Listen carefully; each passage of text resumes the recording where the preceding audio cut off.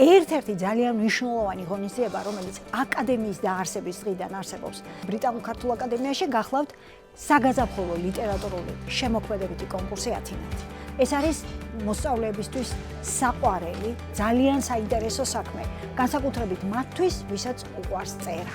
ჩვენ ვაჯილდოებთ მოსწავლეებს სხვადასხვა უნარის და ნიჭის გამოვლენის თვალსაზრისით.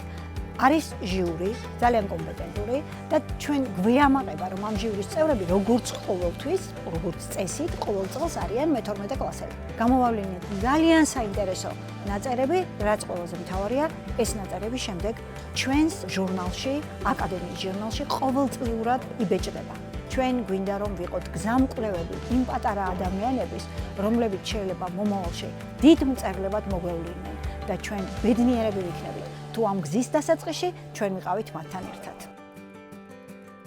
ბავშვობიდან მიყვარს წერა, ლიტერატურა და მთელი წელი ველოდებოდი ათინათს. ვიცოდი რომ ასეთი შეჯიბრი კონკურსი ტარდებოდა ბრიტანულ ქართულ აკადემიაში. შარშანულ სამწუხაროდ ვერ მოვახერხე მონაწილეობის მიღება, თუმცა ახლა რადგანაც მომეც ამის საშუალება, მართლა მთელი გული და სული ჩავდე ჩემს ნაწერში და ძალიან გამიხარდა, რომ ასე ვთქვათ, ჟიურის შეულის ტიტული მივიღე. არ ვიცი, აი ემოციებით ახუმსგული ვარ, არ ველოდი, იმიტომ რომ ბოლო გამოაცხადეს ჩემი სახელი და გვარი და აი იმდენად გამიხარდა, რომ ვერ მალავდი ემოციებს.